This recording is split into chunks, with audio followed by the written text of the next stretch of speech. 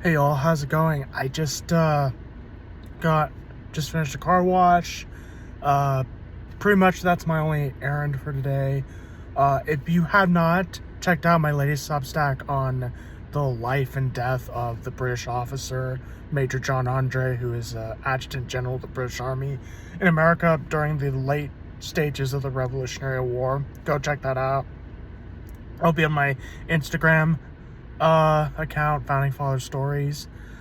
With a somewhat related note and unrelated note, we need to have a talk.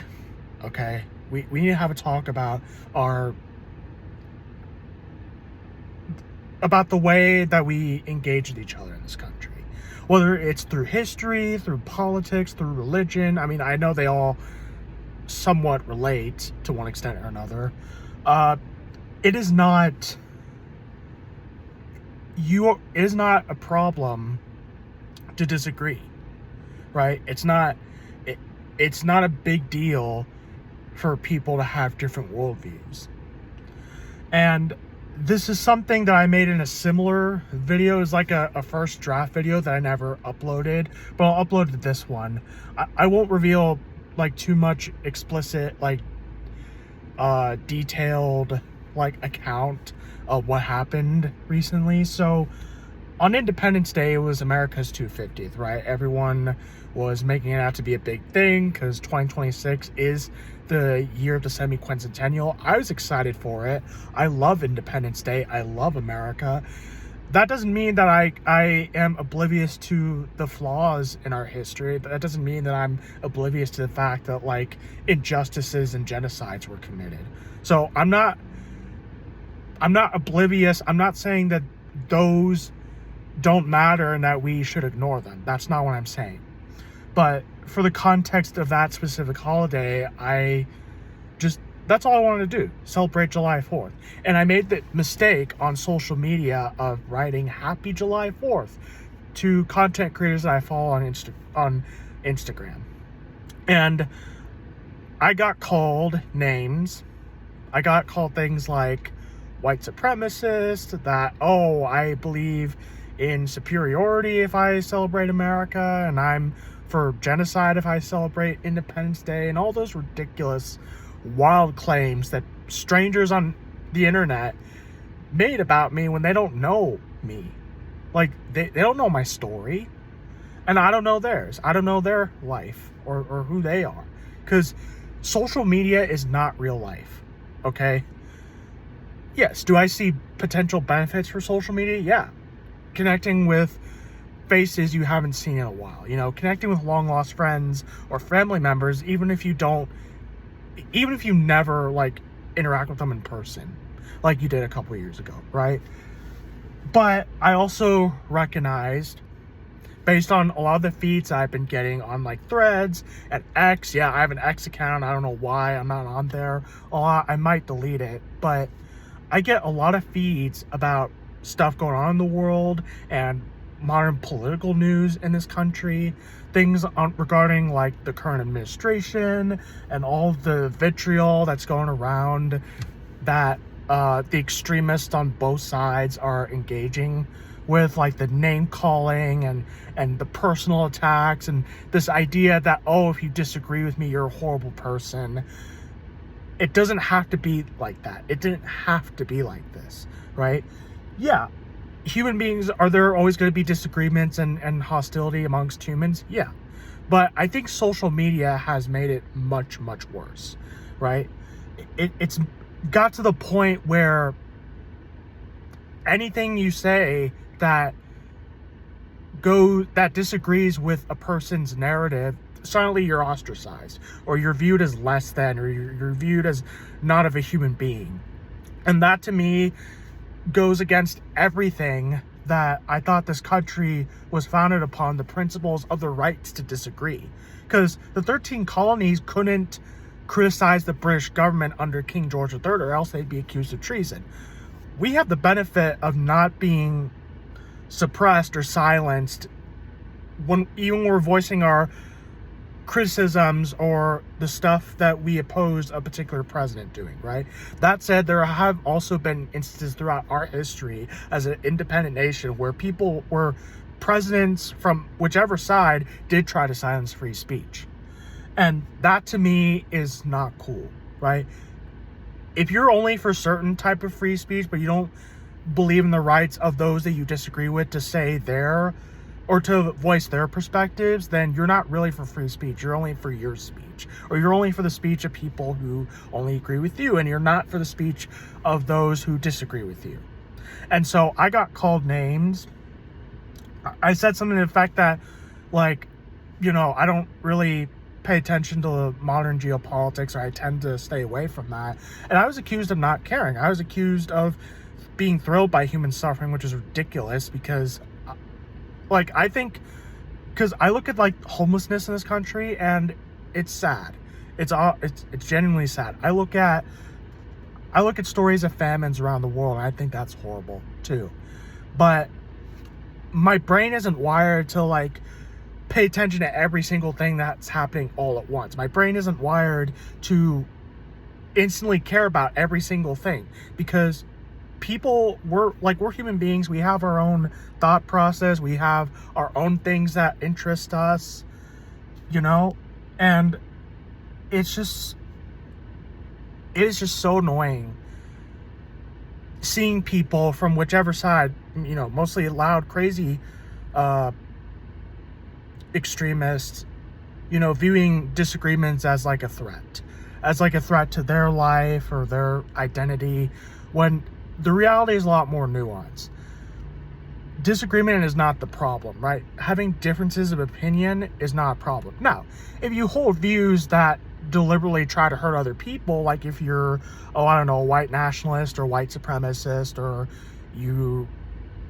if you're a terrorist or any of those extreme things, then that's problematic, and I will not hesitate to call those out. But I don't hate my country just because I don't currently like how things are going under this administration. And also, I'm not a bigot just because I celebrate America, even when she is at her lows right now, it seems, with the economy and everything. I'm not, I've never, for once in my life, ever thought that, supposed patriotism would lead to, it would be conditional, right? Or it'd be convenient. If someone, the attitude that I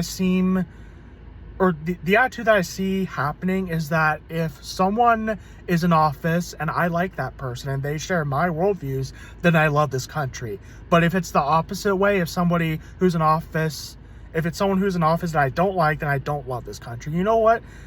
That to me doesn't sound like genuine patriotism. That sounds more like you care more about your political views than the entire country, right?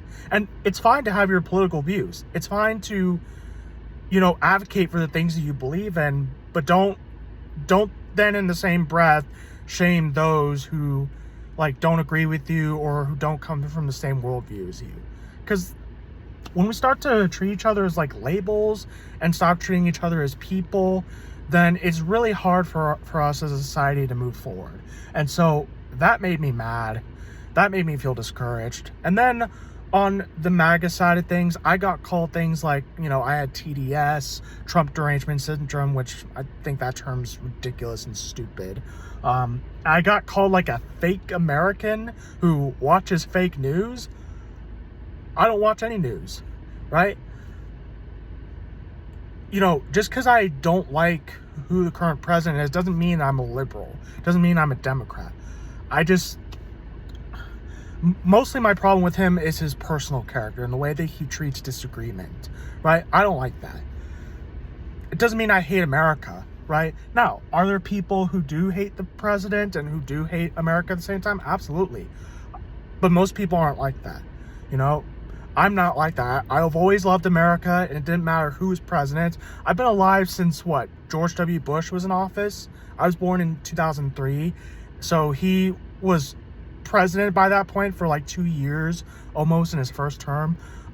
And yeah, I was a baby back then. I didn't have the memory capacity brain as an infant, so like I obviously don't remember, but like I remember growing up under Obama and then growing up under Trump's first term, and I still loved America because I think that America is worth fighting for more than any one political figure, right? I think that America is worth fighting for any more than any of the individual founding fathers, right? I mean, yeah, I love the founding fathers. I think but I also think they're complicated human beings, and, you know, George Washington is my favorite president, but you know what?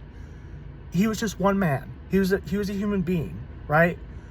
And also, too, notice how I never accuse people who do dislike George Washington of being anti-American. You know, I have a sister, I have a family member who once told me that they didn't think that George Washington was a good person because I told them about this dog story involving Washington at Mount Vernon and the slaves, and that he was going to threaten to hang the dogs if they like attacked his livestock, and which did happen, by the way, and Ron Chernow mentioned that in his Washington biography. But I never told them like, oh, you have WDS, like Washington Derangement Syndrome, or you hate America if you don't like George Washington. Like, I've never said that to them, not once in my life. And yeah, George Washington was literally the reason why the United States came into being, but he wasn't the only reason, right? But, and also too, like, he and the other guys would have wanted future generations to care more about the country than like any one political figure. They would have wanted future generations to care. They would have wanted future generations to care more about the country than them particularly, right? And they knew that future generations would judge them for like their ties to slavery and all that. And you know, that shouldn't be ignored. The slavery part of our country is a huge part of our legacy, and I've never ignored that once. Right? I never thought that slavery was good. So I honestly don't understand the name calling it insult. It's gotta stop. Like it's gotta stop. This is just out of control. And listen, I know as human beings we're in the mindset that, you know, the world should be a certain way and that people should think a certain way, and we want more people to think like us. You know, when we try to think rationally and we see an increasingly dark world, but the reality is not that. Like, there are always going to be crazy people, and you can't change their minds, right? You can't change how other people act or behave, but you can control how you react to it, right? But it's just so sad. Yeah, I think I might delete some of my social media after college, like after I graduate, because like I've noticed that people, especially like people such as that, like calling me names, and then the MAGA guy calling me names. I've noticed that social media can make people like reveal their worst selves. And I don't know if that was intentional when they first invented social media. I don't know what their intentions were, because I always heard that, oh, social media will bring like connections and kumbaya and everyone will sing and hold hands to each other. And then like 2016 comes around and, you know, Obama leaves office. I'm not saying there wasn't any political division under him, but like I think it's gotten worse since 2016. And it's gotten worse when the 2020s rolled around. Like, I remember joking in 2019 that the 2020s would be the screaming 20s. That's like a funny, humorous joke, because we called the 1920s the roaring 20s in America, and now I'm in 2026. I remember what happened 6 years ago during COVID, and I look at all the insanity, and I'm thinking to myself, I wish I hadn't made that joke, right? If I hadn't made that, it's like I think to myself, if I hadn't made that joke, then, you know, maybe this wouldn't have happened. But like, you never know. Crazy things still probably would have happened regardless whether I made the joke or not. But can we just all take a deep breath in this country? Can we all just calm down with, you know, the vitriol